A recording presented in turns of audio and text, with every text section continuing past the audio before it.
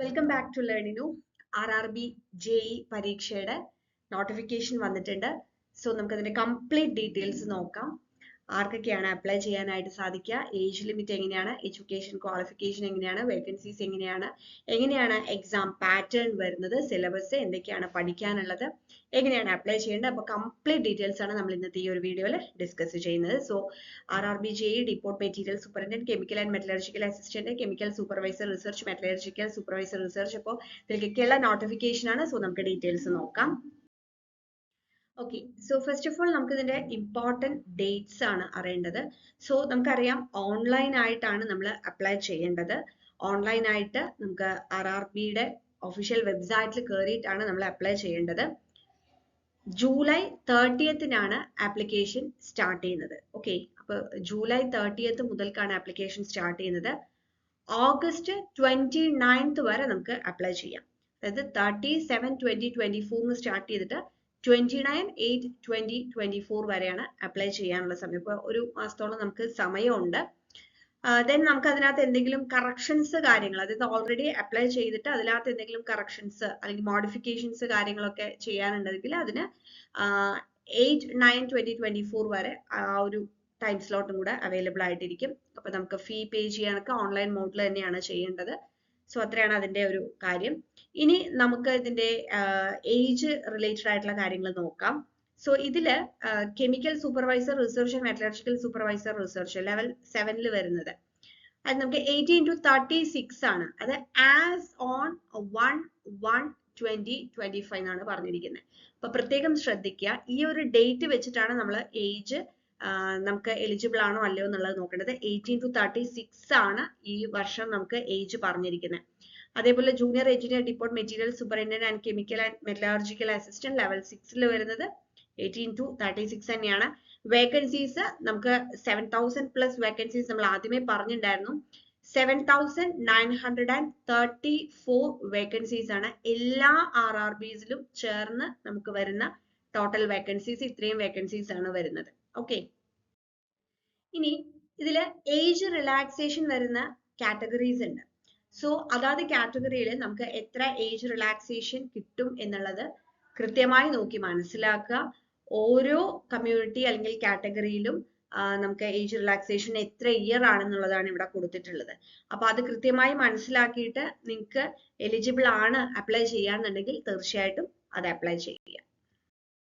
Next education qualification ആണ്. So നമുക്കത് നോക്കാം. അപ്പൊ ഫസ്റ്റ് കെമിക്കൽ സൂപ്പർവൈസർ റിസർച്ച്, അതിനകത്ത് മെക്കാനിക്കൽ ഡിപ്പാർട്ട്മെന്റിൽ വരുന്നതാണ്.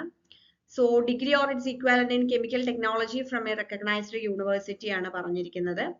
സോ ഡിഗ്രി ആണ് ക്വാളിഫിക്കേഷൻ വരുന്നത്. Next metallurgical supervisor research mechanical department, degree or it's equivalent in metallurgical engineering from A recognised university ആണ് പറഞ്ഞിരിക്കുന്നത്. സോ BE അല്ലെങ്കിൽ BTech ഉള്ളവർക്കൊക്കെ അപ്ലൈ ചെയ്യാനായിട്ട് സാധിക്കും. അടുത്തത് ജൂനിയർ എഞ്ചിനീയർ, നമ്മൾ ഒരുപാട് ആകാംക്ഷയോടെ കാത്തിരിക്കുന്ന നമ്മുടെ ജൂനിയർ എഞ്ചിനീയർ. ഇത് ഇലക്ട്രിക്കൽ, സിവിൽ ഒക്കെ വിളിച്ചിട്ടുണ്ട്. അപ്പൊ ഓരോ ഡിപ്പാർട്ട്മെന്റ് ആണ്. ഇത് ഇലക്ട്രിക്കൽ ഡിപ്പാർട്ട്മെന്റ് ഉണ്ട്, സിവിൽ ഡിപ്പാർട്ട്മെന്റ്, അല്ലാതെ എഞ്ചിനീയറിംഗ് ഡിപ്പാർട്ട്മെന്റ് എന്ന് പറഞ്ഞിട്ട് വരുന്നുണ്ട്. അപ്പൊ ഇതിൽ ഇലക്ട്രിക്കലുകാർക്ക് അപ്ലൈ ചെയ്യാവുന്നുണ്ട്, അതേപോലെ തന്നെ മെക്കാനിക്കലുകാർക്ക് അപ്ലൈ ചെയ്യാതെ, സിവിലുകാർക്ക് അപ്ലൈ ചെയ്യാതെ, കമ്പ്യൂട്ടർ സയൻസുകാർക്ക് അപ്ലൈ ചെയ്യാം. അപ്പൊ നമുക്ക് കൃത്യമായിട്ട് ഓരോന്നിലും ഏത് ലെവലാണെന്ന് നോക്കുക, അതേപോലെ ഏതാ ഡിപ്പാർട്ട്മെന്റ് എന്നുള്ളത് നോക്കുക, എന്നിട്ടാണ് നമ്മൾ ക്വാളിഫിക്കേഷൻ നോക്കേണ്ടത്. ഇപ്പൊ ഇവിടെ ജൂനിയർ എഞ്ചിനീയർ ഇലക്ട്രിക്കൽ, അതേപോലെ തന്നെ ജനറൽ സർവീസ്, ഡിസൈൻ, വർക്ക്ഷോപ്പ്, അങ്ങനെ ഓരോന്ന് കൊടുത്തിട്ടുണ്ട്. അത് അണ്ടർ ഏത് ഡിപ്പാർട്ട്മെന്റ് ആണെന്നുള്ളതാണ് ഇവിടെ കൊടുത്തിരിക്കുന്നത്.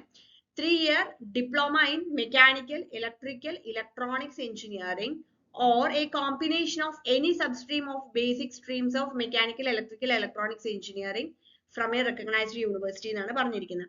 അപ്പൊ മിനിമം ക്വാളിഫിക്കേഷൻ എന്ന് പറയുന്നത് 3 year ഡിപ്ലോമയാണ്. അത് ഈ പറഞ്ഞതിൽ മെക്കാനിക്കൽ, ഇലക്ട്രിക്കൽ, ഇലക്ട്രോണിക്സ് ഏത് വേണമെങ്കിലും ആവാം, അല്ലെങ്കിൽ അതിന്റെ സബ്സ്ട്രീം കോമ്പിനേഷനിൽ വരുന്നത് ഏത് വേണമെങ്കിലും ആവാം. സോ അതാണ് മിനിമം ക്വാളിഫിക്കേഷൻ ആയി പറഞ്ഞിരിക്കുന്നത്. അതേപോലെ ഇവിടെ ജൂനിയർ എഞ്ചിനീയർ സിവിൽ, അത് ഈ പറഞ്ഞ പോലെ തന്നെ design, drawing and estimation engineering ഡിപ്പാർട്ട്മെന്റിൽ വരുന്ന 3 year diploma in civil engineering or BSc in civil engineering of 3 year duration ആണ് അതിൽ ക്വാളിഫിക്കേഷൻ പറഞ്ഞത്. ഇനി ഇതിലെല്ലാം തന്നെ നമ്മൾ മനസ്സിലാക്കേണ്ടത് ഹയർ ക്വാളിഫിക്കേഷൻ, അതായത് BE, BTech ഉള്ളവർക്കും ഇതിൽ അപ്ലൈ ചെയ്യാനായിട്ട് സാധിക്കും. ഓക്കെ, അഗെയിൻ നമുക്ക് ജൂനിയർ എഞ്ചിനീയർ വർക്ക്സ് എഞ്ചിനീയറിംഗ് ഡിപ്പാർട്ട്മെന്റിൽ വീണ്ടും പോസ്റ്റുകൾ വരുന്നുണ്ട്. അവിടെയും ഈ പറഞ്ഞതുപോലെ നമുക്ക് ക്വാളിഫിക്കേഷൻ വരുന്നത് ഡിപ്ലോമയാണ് മിനിമം ക്വാളിഫിക്കേഷൻ, പക്ഷേ നമുക്ക് ഹയർ ക്വാളിഫിക്കേഷൻ വെച്ച് അപ്ലൈ ചെയ്യാം. അഗെയിൻ മെക്കാനിക്കലുകാർക്ക് അപ്ലൈ ചെയ്യാൻ പറ്റുന്ന, ഓട്ടോമൊബൈലുകാർക്കൊക്കെ അപ്ലൈ ചെയ്യാൻ പറ്റുന്ന പോസ്റ്റുകളും വരുന്നുണ്ട്. ഓക്കെ,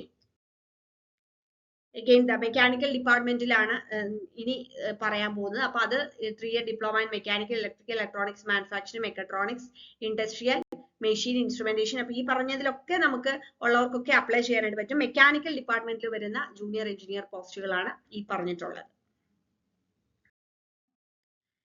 ഇനി വീണ്ടും മെക്കാനിക്കൽ ഡിപ്പാർട്ട്മെന്റ്, അതിന്റെ സബ് ഡിപ്പാർട്ട്മെന്റിന്റെ പേരുകളും കൊടുത്തിട്ടുണ്ട്. അപ്പൊ നിങ്ങൾക്ക് കൃത്യമായിട്ട് അറിയാം, അതായത് ജൂനിയർ എഞ്ചിനീയർ എന്ന് പറഞ്ഞു കഴിഞ്ഞാൽ ഒരു സിംഗിൾ പോസ്റ്റ് അല്ല എന്നുള്ളത് നമ്മൾ ആദ്യം മനസ്സിലാക്കുക. ജൂനിയർ എഞ്ചിനീയർ എന്ന് പറയുന്നത് നമുക്ക് വിവിധ പോസ്റ്റുകളാണ് വരുന്നത്, വിവിധ ഡിപ്പാർട്ട്മെന്റുകളാണ് വരുന്നത്, അതിനകത്ത് തന്നെ സബ് ഡിപ്പാർട്ട്മെന്റ് ഉണ്ട്.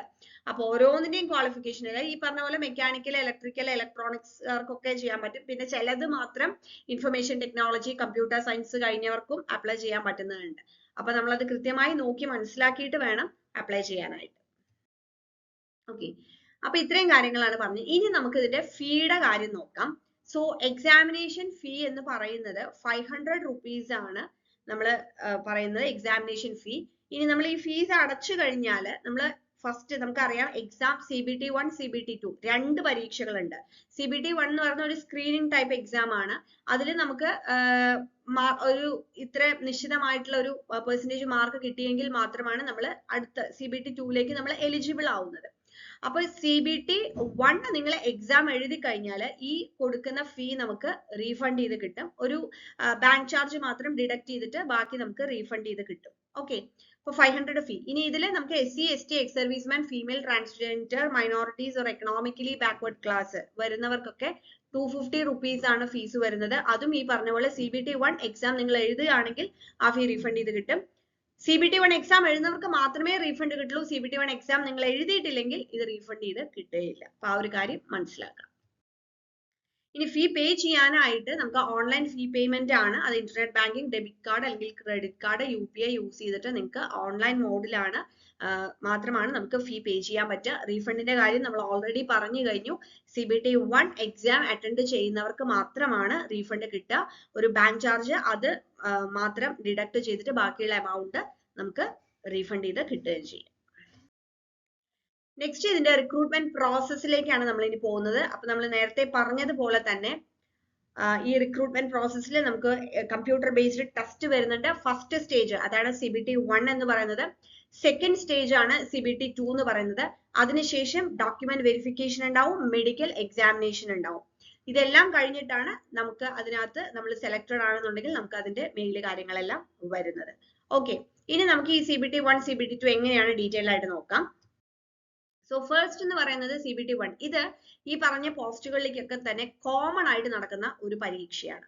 ഓക്കെ, ഇതില് 90 minutes ആണ് ഇതിന്റെ ഡ്യൂറേഷൻ. 100 ചോദ്യങ്ങളായിരിക്കും ഉണ്ടായിരിക്കുക.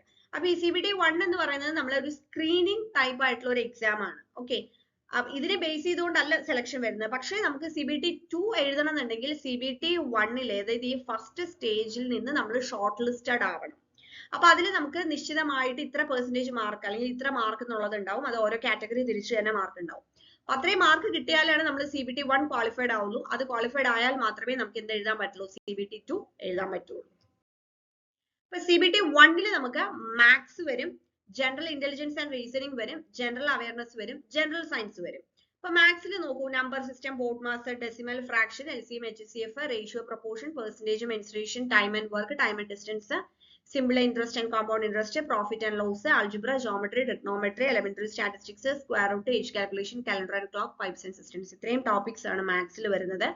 ജനറൽ ഇന്റലിജൻസ് ആൻഡ് റീസണിംഗ് നോക്കുകയാണെങ്കിൽ അനലോഗി, അതേപോലെ തന്നെ alphabetic and number series, coding, decoding, mathematical operations, relationships, syllogism, jumbling, Venn diagram, data interpretation and sufficiency, conclusion and decision making, similarities and differences, analytical reasoning, classification, direction, statement, arguments and assumptions. ഇതൊക്കെയാണ് general intelligence and റീസണിംഗിൽ വരുന്നത്.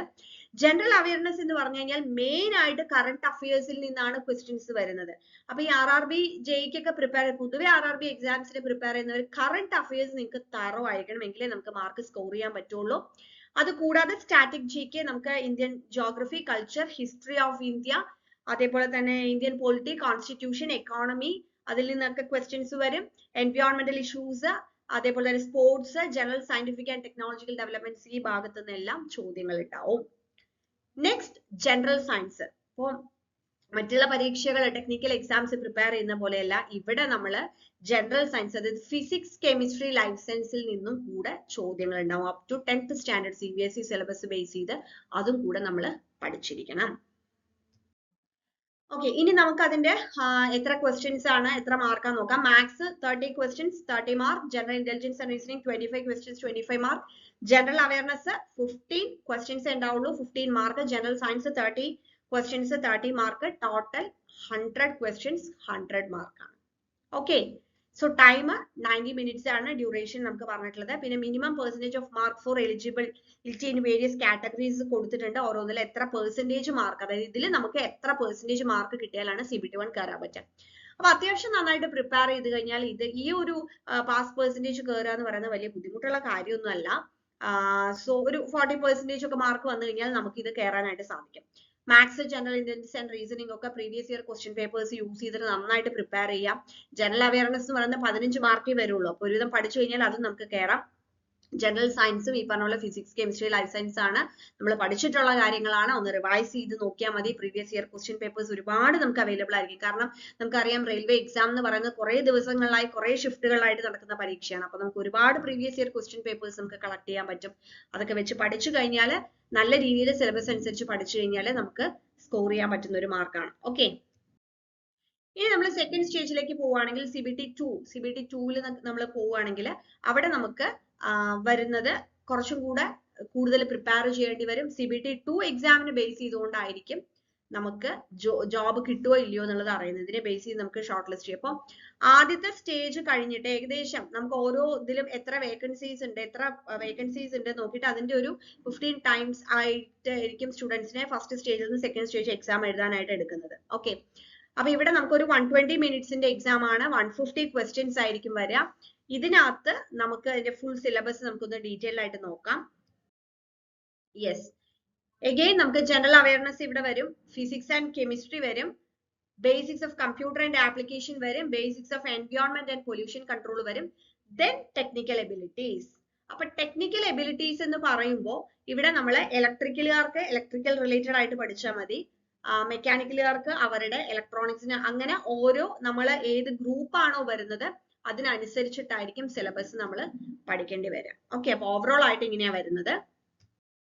ഇനി അതിന്റെ mark distribution നോക്കാം. General awareness 15 mark, physics and chemistry 15 mark, basics of computer and application 10 mark, basics of environment and pollution control 10 mark. അതായത് ഇതെല്ലാം കൂടി ചേർന്നിട്ട് 50 മാർക്കാണ് വരുന്നത്.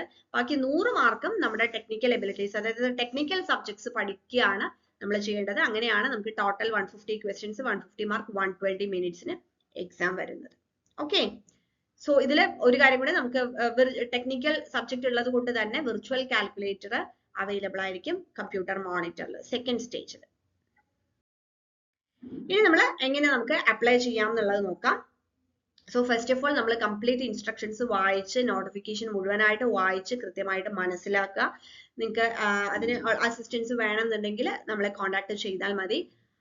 ആഫ്റ്റർ ദാറ്റ് നമ്മൾ ഓൺലൈൻ ആയിട്ടാണ് അപ്ലൈ ചെയ്യേണ്ടത്. സോ ഓൺലൈൻ ആപ്ലിക്കേഷൻ സ്റ്റാർട്ട് ചെയ്ത് കഴിഞ്ഞാൽ നിങ്ങൾ ഒഫീഷ്യൽ വെബ്സൈറ്റിൽ പോയിട്ട് ഓൺലൈൻ ആയിട്ട് നിങ്ങൾ രജിസ്റ്റർ ചെയ്യുക. ആദ്യം രജിസ്റ്റർ ചെയ്തതിന് ശേഷം അപ്ലൈ ചെയ്യുക. നിങ്ങൾക്ക് ഇവിടെ മീഡിയം ഓഫ് എക്സാമിനേഷൻ എന്ന് പറയുന്നത് ക്വസ്റ്റ്യൻസ് നമുക്ക് ഇംഗ്ലീഷിലും അതേപോലെ തന്നെ ഹിന്ദിയിലും 13 റീജിയണൽ ഇന്ത്യൻ ലാംഗ്വേജസിലും അവൈലബിൾ ആയിരിക്കും. ഓക്കെ, അപ്പോൾ നമുക്ക് കാൻഡിഡേറ്റ്സിനെ ചൂസ് ചെയ്യാം അവരുടെ മീഡിയം ഓഫ് എക്സാമിനേഷൻ. എനിവേ നമ്മൾ ഇംഗ്ലീഷിൽ ഉണ്ടാവും, അതേപോലെ തന്നെ നിങ്ങളുടെ റീജിയണൽ ലാംഗ്വേജിലും ഈ പറഞ്ഞ അവൈലബിൾ ആയിട്ടുള്ള ലാംഗ്വേജിലും ക്വസ്റ്റ്യൻസ് നിങ്ങൾക്ക് അവൈലബിൾ ആയിട്ട് കിട്ടും.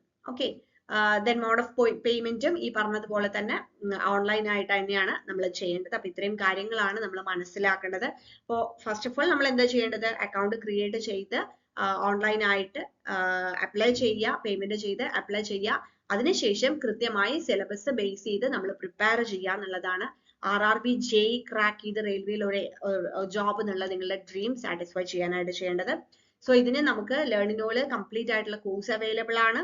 സോ നമ്മൾ ഓഗസ്റ്റ് 1 മുതൽ JEE-CBT 1 ഒരു പ്രീമിയം ബാച്ച്, പുതിയ ബാച്ച് സ്റ്റാർട്ട് ചെയ്യുന്നുണ്ട്. റെക്കോർഡഡ് സെഷൻസ് ആയിരിക്കും. നിങ്ങൾക്ക് lectures, MCQs, previous year question paper solution, നോട്ട്സിന്റെ PDF, ടെസ്റ്റ് സീരീസ് ഇതെല്ലാം വരുന്ന കോഴ്സാണ് നമ്മൾ പ്രൊവൈഡ് ചെയ്യുന്നത്. കൂടുതൽ ഡീറ്റെയിൽസിനായിട്ട് നമ്മുടെ ലേൺ നൗ ആപ്പ് ഡൗൺലോഡ് ചെയ്യുക, അല്ലെങ്കിൽ താഴെ കാണുന്ന നമ്പറിൽ കോൺടാക്ട് ചെയ്യുക. Thank you.